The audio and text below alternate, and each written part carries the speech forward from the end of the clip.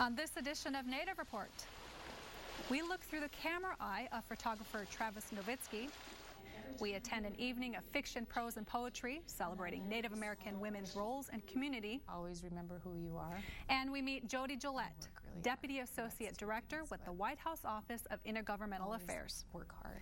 We also learn something new about Indian country and hear from our elders on this Native Report. Production of Native Report is made possible by grants from the Shakopee-Mdewakanton Sioux Community, the Mille Lacs Band of Ojibwe, and the Blandin Foundation.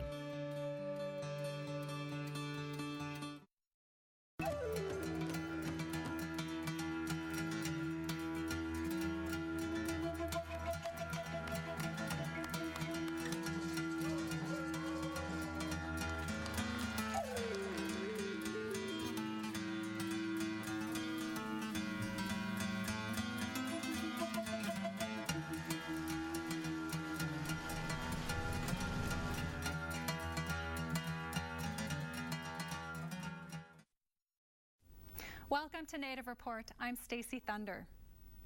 Travis Novitsky is a self-taught photographer who cites several photographers as influences. From the shores of Lake Superior to the canyons of Arizona and the beauty of the Northwest Coast, Travis visually documents the natural world around him.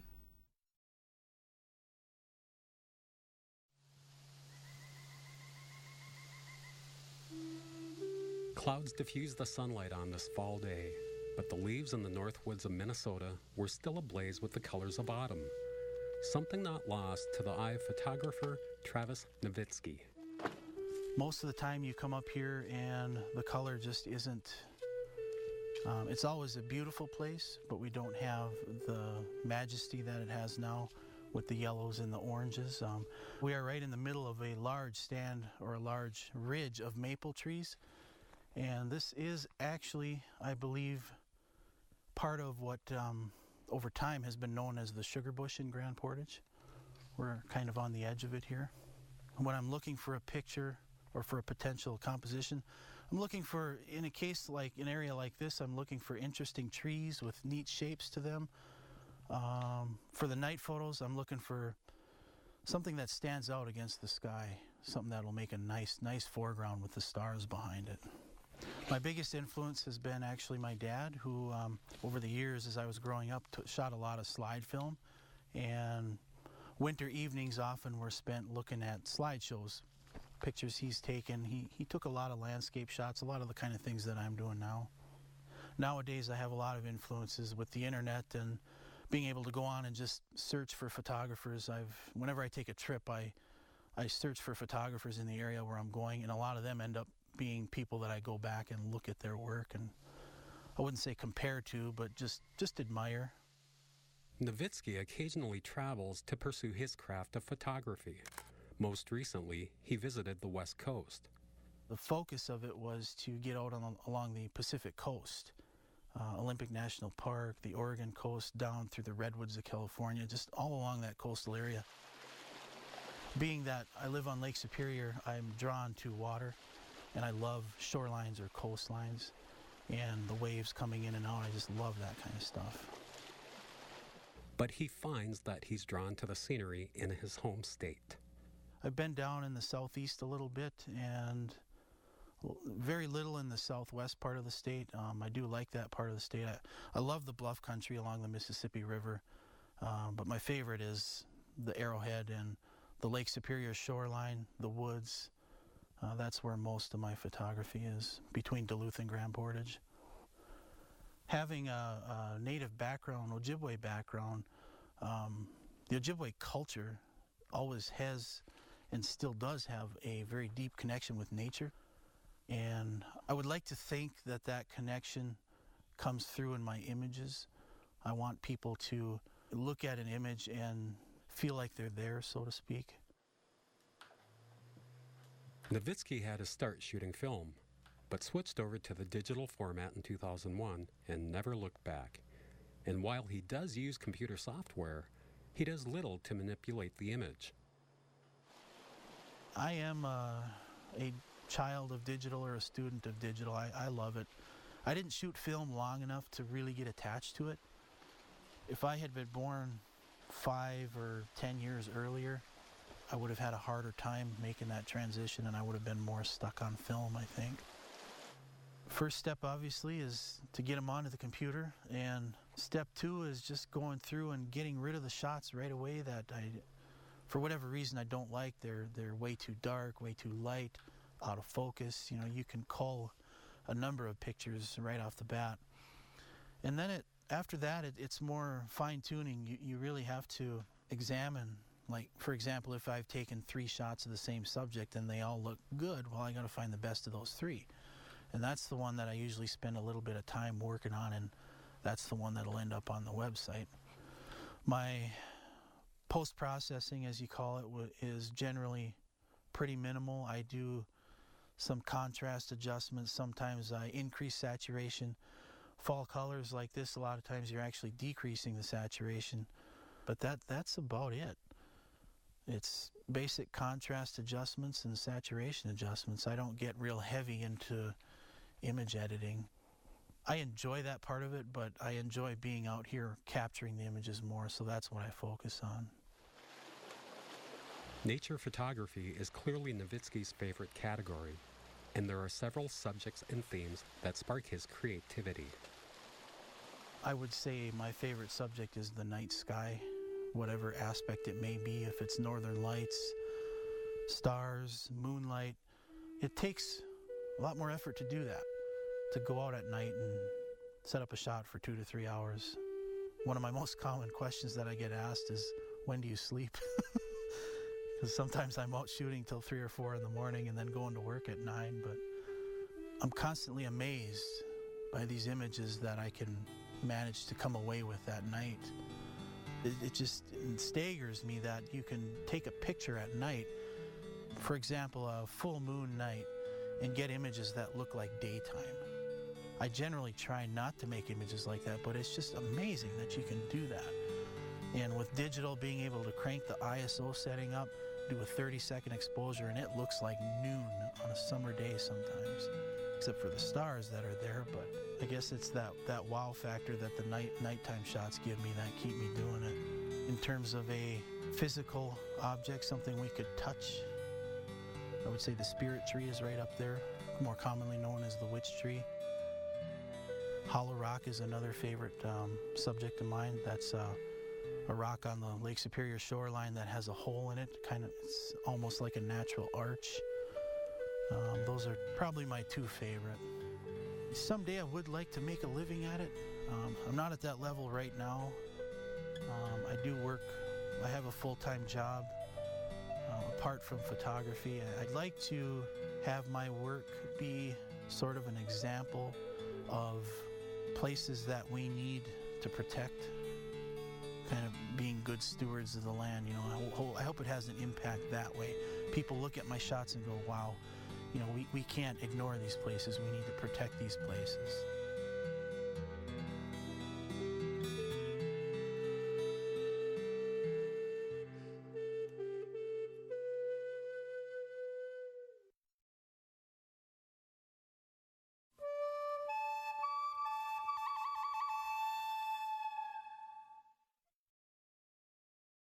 Did you know Linda Lagarde Grover is an American Indian writer who recently won a national award? Grover's book of short fiction, The Dance Boots, is a collection of short stories linked together by common themes and characters. The stories range from the histories of older Ojibwe who were taken from their homes to attend government boarding schools and forbidden from speaking their native language, to the story of a daughter studying a patchwork quilt her mother assembled from the family's old clothes. One reviewer said, "The Dance Boots is like this quilt, a patchwork of overlapping lives able to maintain their autonomy and come together to create a unified whole." In 2009, Linda Lagarde Grover won the prestigious Flannery O'Connor Award for short fiction for The Dance Boots. Read more about the book at nativereport.org.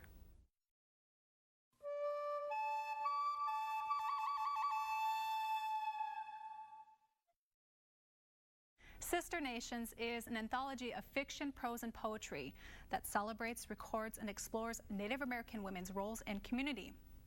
Editor and noted author Hyde Erdrich gathered in sordid stories from across the nation on what it means to be a woman and how this may be complicated by the Native American experience.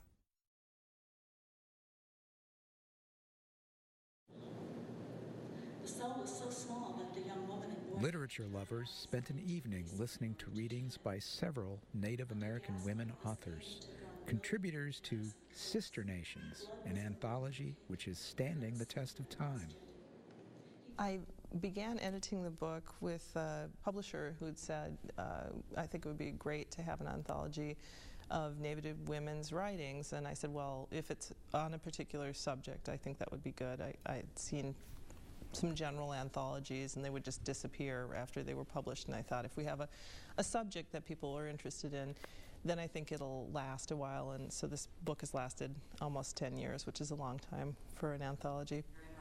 There's a lot of poems on dealing with the stereotypes of American Indian women, the Indian princess, the kind of drudge, and then there were a lot on the stages of a woman's life and how she meets the challenges in different stages of her life, and they just sort of sorted themselves out. It was wonderful to us because we didn't know what to expect. We just said writings on community, and we got what we got, and it was really easy once we put them together.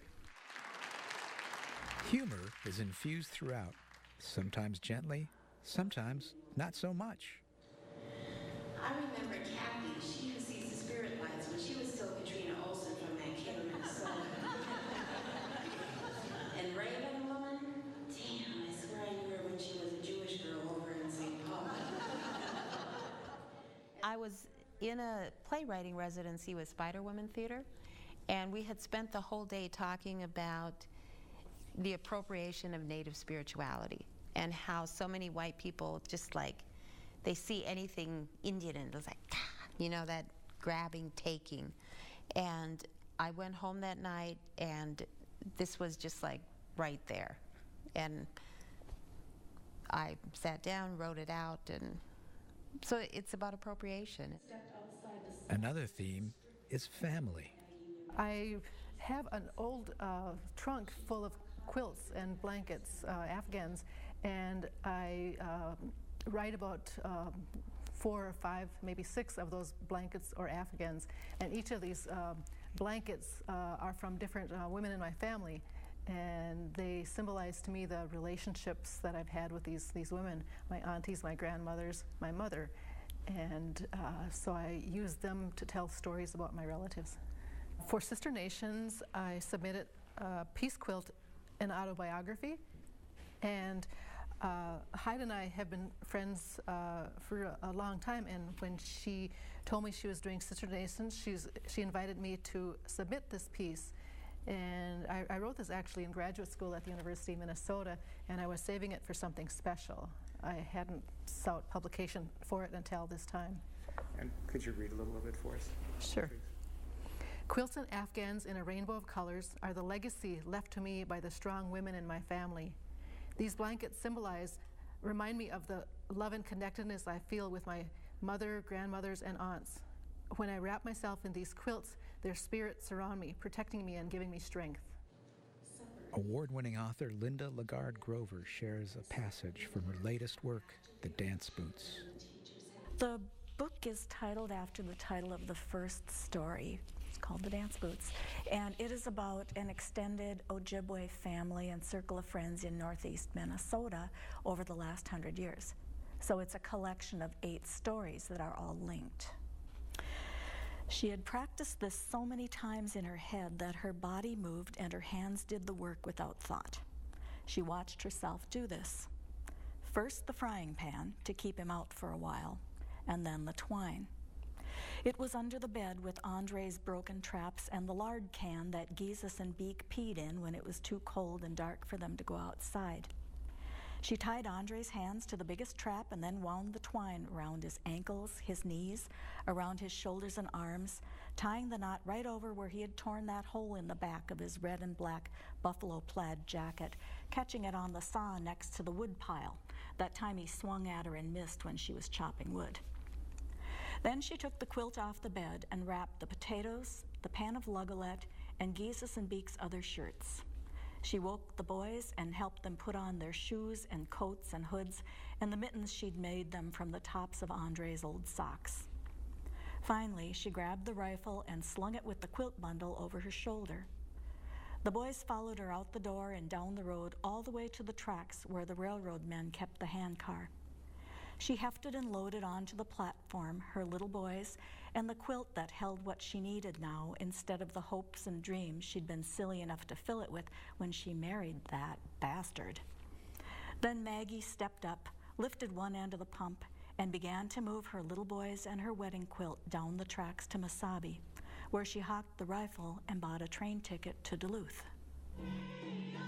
Sister Nations explores the roles of Native American women in the community, and that is where its strength lies.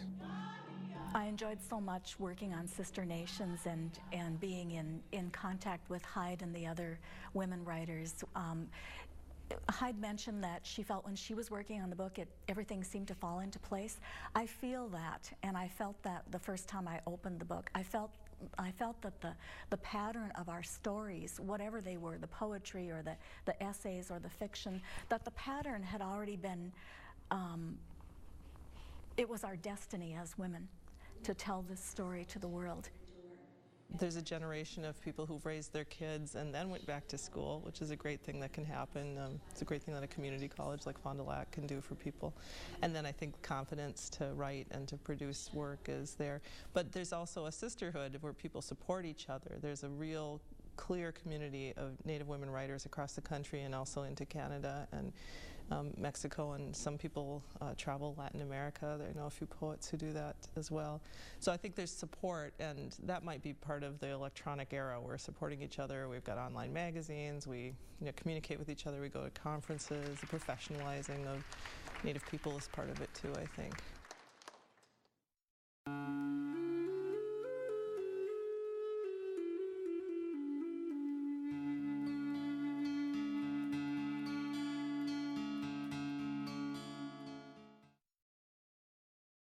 We need to have strong, positive role models in our families and communities, and we need to be kinder to ourselves. So, number one, making a commitment to yourself to not talk negative about yourself so that you can feel good and be the best that you can be, so then you can focus on the gifts that the Creator's given you that help to make your family and community stronger, and that you're able to utilize those in order to create positive change. And you can't do that unless you begin to believe in yourself and know what those gifts are.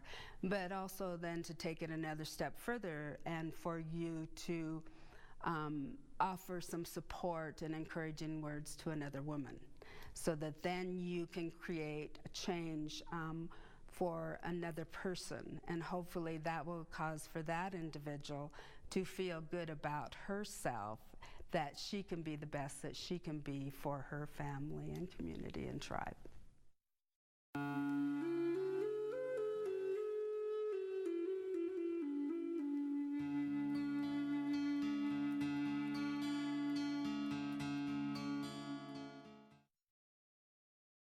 When Jodi Gillette was a young lady, she never imagined she would be where she is today, working for the President of the United States.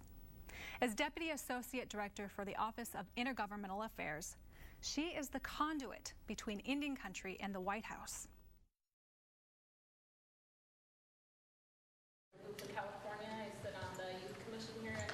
Part of what I spent most of my life doing is trying to figure out a way to help tribes access resources from the federal government or the state government, and then also working with the states in figuring out better ways to work with tribes.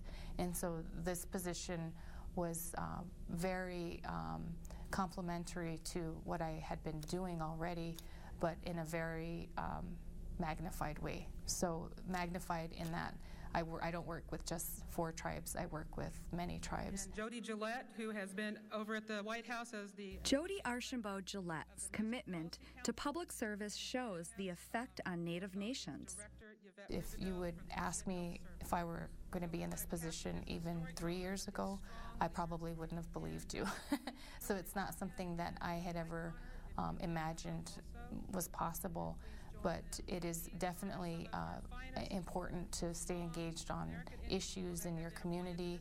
It's important to understand the movements nationally and locally, regionally, in terms of what is at hand, what are some of the challenges, and how are we going to address those challenges.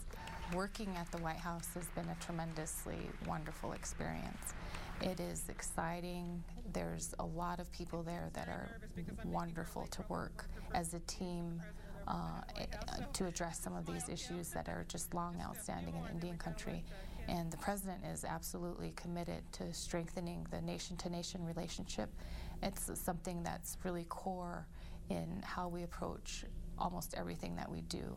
And I think that the way that I see myself is really a person that is just there to get the work done, and the President is committed to Indian nations, and Indian nations are very excited and very engaged on a lot of different policy fronts on various issues. Working in the White House for Native people, Archambault Gillette sees progress being made between tribal nations and the current administration. The President is committed to helping people all over the country, not just tribes and tribal governments, but also Native Americans as a whole. I think that we have made a lot of good progress in these areas. You look at the health reform or the American Affordable Care Act, and you look at the Tribal Law and Order Act. There's really good things that are happening for Indian country in those areas, and we're really excited to roll out some of the things that we're able to do with Indian country. One of the big changes that I've seen in my position is that we've really tried to strengthen that relationship. The President signed a presidential memorandum on tribal consultation on November 5th of last year, and what that's resulted in is the agencies really putting together sound plans and reporting back to the Domestic Policy Council and Office of Management and Budget on how they're implementing the executive order. Archambault Gillette's positions with the White House also had her working on an initiative dear to the First Lady. What the First Lady's goal is to reduce or eliminate childhood obesity in a generation. And so we know that the numbers are going up in a lot of the communities throughout the country. In Indian country, it's particularly high. So we want to make sure that we have a very keen eye on how we can make sure that her initiative is addressing the obesity issue for children in Indian country. It's called the Let's Move initiative, and we're also meeting with the First Lady's office on a regular basis on how to make sure that this is a part of the bigger plans that are going out for Let's Move, working with the Domestic Policy Council and with the various agencies in how we can all work together and in a partnership with tribes on addressing this important issue. She excelled at sports in high school and college, and when she is able to, she attends powwows. Her schedule, however, does keep her on a busy pace. And I'm blessed, and I know that there's a ton of people out there that work hard every day to make things better for our people, and not everybody gets the opportunity to work on behalf of the President in how that they've shaped their choices. So I feel very fortunate. Reflecting on her achievements, Archambault Gillette credits her parents and elders as influences in her life. I feel humbled because I can think of the people that influenced my life, my grandmothers, my parents, the community that I was raised in, and I think that the ways that we look up to people influence how we shape our lives. And I would say that I'm humbled by it because I can't imagine being put in a category that I hold for people like my grandmothers, who are my role models. But it's also it's humbling, but it's also very, it carries great responsibility. And I think that young women and young men alike have great potential, and always remember who you are and work really hard. For more information about Native Report or the stories we've covered, you can find us on the web at nativereport.org. Thank you for spending this time with your friends and neighbors in Indian Country. I'm Stacy Thunder. See you next time on Native Report. Stacy Thunder is a member of and legal counsel for the Red Lake Nation, and Tad Johnson is a member of the Boys Fort Band of Chippewa and is chair for the American Indian Studies Department on the campus of the University of Minnesota Duluth.